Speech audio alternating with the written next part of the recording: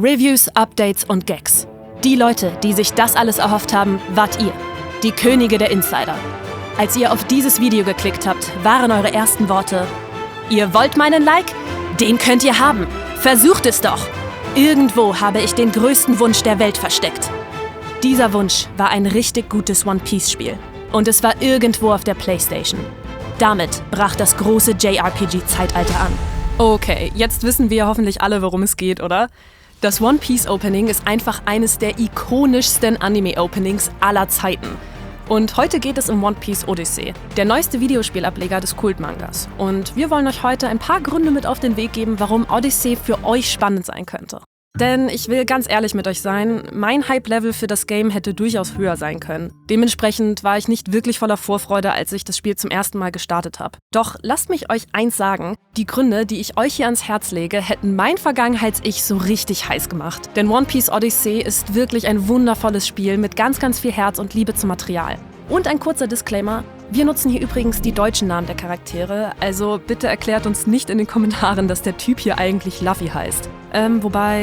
Doch, erklärt es uns trotzdem, Kommentare sind super. Beginnen wir einfach mal mit dem Setup des Spiels, denn die Strohhutbande wird über einen völlig normalen Vorfall auf die nicht ganz so einsame Insel Warford gespült und verliert dort über einen ebenso ganz normalen Vorfall ihre gesamten Kräfte. Da heißt es natürlich, Monster ganz dolle hauen, bis die Kräfte wiederkommen. Klar. Wie genau das abläuft, gucken wir uns gleich mal zusammen an. Aber erstmal bekommt ihr außerdem neue Figuren direkt aus der Feder von Mangaka Eiichiro Oda, der bei der Geschichte ebenfalls hütend seine Hand drauf gehalten hat. Die ist zwar im Wesentlichen nur zweckdienlich, aber sie dient als gelungene Einführung in die Welt für Experten und Neulinge. Trotzdem ist und bleibt dieser Ansatz echt erfrischend. Man erzählt nicht nur simpel die Anime-Geschichte nach und hofft, dass die Spieler und Spielerinnen trotzdem investiert sind, denn da haben sich die Entwickler was richtig Spannendes ausgedacht. Doch dafür müssen wir erstmal noch der Frage von vorhin nachgehen: Wie bekommen unsere Helden jetzt ihre Kräfte zurück? Indem sie in ihre Erinnerung an alte Zeiten und Kämpfe zurückkehren und dort den Bösewichten der Serie so richtig übel aufs gezeichnete Fressbrett geben. Das hat gerade mich gefreut, da ich als Casual-Zuschauerin die Serien-Baddies wieder getroffen habe, die ich bereits kannte. Zumindest traf mich der wohlige Duft der Nostalgie ziemlich hart, als groß Alabaster auf dem Bildschirm thronte. Und das ist die beste Aufarbeitung der Serieninhalte. Wir erleben die Highlights der Serie, aber mit einem Twist. Denn die Erinnerungen sind immer etwas schwammig. Und deshalb sind einzelne Ereignisse eben nicht ganz so, wie wir sie als Fans kennen. Und Neulinge bekommen einen komplett neuen Blick auf die Story-Arcs, wodurch sie dann nach dem Zocken auch noch einen Grund haben, den Anime nachzuholen. Dabei ist es natürlich auch richtig nice, dass die japanischen Sprecher ihre Anime-Rollen wieder aufnehmen und für Fans den bekannten Klang sicherstellen. Neulinge, vor allem die Animes eben nicht im Original schauen, bekommen hier zumindest eine richtig hochwertige, charaktergetreue Darbietung. お前が言うな。まだ見つかってないのはブルックか。あいつどこにいるんだ? Super hochwertig und vor allem super abgefahren sind auch die neuen Kreaturendesigns im Game. Ich meine, was ist das? Und das? Und wer zur Hölle hat sich das Viech ausgedacht? Aber hey, die sind süß. Ich persönlich liebe es einfach, wenn einem so richtig groteske Fauna entgegengeworfen wird. Auf jeden Fall ist mir das lieber als die tausendsten Riesenratten in Fantasy-Rollenspielen. One Piece Odyssey bekommt hier in seinen besten Momenten fast schon Pokémon-Vibes, wodurch ich es dann beinahe schade finde, dass ich keinen dieser fälligen Freunde mit auf mein Abenteuer nehmen kann. Ich meine, Chopper braucht doch auch moralischen Support. Und wenn wir schon bei Rollenspielen sind: One Piece Odyssey ist mal wieder ein richtig klassisches Rundenstrategiespiel. Das wird jetzt den ein oder anderen verwundern, und das auch zu Recht.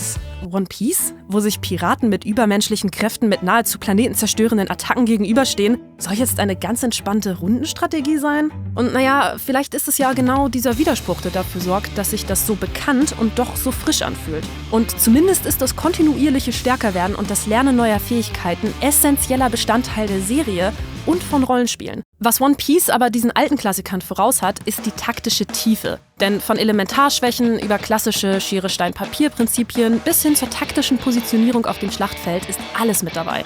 Das Ganze kann gerade am Anfang allerdings etwas überwältigend sein. Das Tutorial führt einen zwar Kampf für Kampf durch alle Mechaniken, gibt den Spielern aber nicht zwingend genug Zeit, sich mit diesen genauer auseinanderzusetzen. Jedoch bekommt man nach dem Story-Setup dann genug Zeit, nach und nach einzelne Taktiken und Kniffe anzuwenden. Und das Spiel wirft einem hier noch einen weiteren Knochen hin, die das Gameplay erweitern. Freunde der bedachten Prügelentscheidungen kommen hier also richtig auf ihre Kosten. Und was kommt noch auf ihre Kosten? Eure Augen! Denn meine Güte, sieht das hier alles gut aus. Ihr könnt euch sicher sein, dass ich mit genauso staunenden Glubschern vor dem Bildschirm saß, wie Sanji, wenn er eine Frau sieht. Das ist hier also so farbenfroh, so schön gezeichnet und designt, dass ich aus dem Staunen nicht rauskomme. Vor allem die Partikeleffekte hauen richtig rein. Schaut euch mal diesen Hitzeeffekt und Funken an. Das geht kaum besser. Und das habe ich echt nicht auf den ersten Blick erwartet. Ja, ab und zu bleibt mal die ein oder andere Textur etwas hinter den Erwartungen zurück, aber dem stimmigen Gesamtbild aus Licht, Farben und Partikeln tut das echt keinen Abbruch. Und auch das stylische UI will ich nicht unerwähnt lassen. Und dabei bleibt es ja nicht. Ich habe noch kein Rundenstrategie-Game erlebt, das so abgefahrene und wirklich nahezu perfekte Animation hat. Jedes Spezialmanöver, selbst die normalen Angriffe, sind immer extrem flüssig, detailreich und liebevoll animiert. Und selbst wenn ihr den Angriffen nach einigen Stunden etwas überdrüssig werdet, könnt ihr sie auch einfach beschleunigen. Empfehlen kann und werde ich euch das aber nicht. So richtig auf die Kacke haut das Spiel dann optisch bei den Cutscenes. Ich muss zugeben, dass ich noch nicht mal bei der Hälfte des Spiels angekommen bin und deshalb nur einen Bruchteil der opulenten Filme gesehen habe. Aber der Trailer verspricht noch einiges für Fans und allgemeine Animationsenthusiasten. Originale Story, neue Charaktere, nice One-Piece-Nostalgie, originale Voice-Actor, klassische Rundenstrategie, tiefgehende Taktik, tolle Optik, Wahnsinnsanimation und wirklich krasse Cutscenes. Wenn euch diese ganzen Gründe nicht reichen, dann weiß ich auch nicht. One Piece Odyssey ist ein richtig schönes Game für Fans des Mangas bzw. des Animes geworden und bietet gleichzeitig auch ein wholesomes Erlebnis für Casual-Zuschauerinnen wie mich. Wie ist das bei euch? Reichen euch diese Gründe, um es mal mit One Piece Odyssey zu versuchen? Oder seid ihr eh schon richtig gehypt? Ich muss jetzt mal wieder ans Pad, um auch die Bösewichte nach dem Timeskip zu vermöbeln. Der bringt ja auch andere völlig unsinnige Änderungen mit sich und so.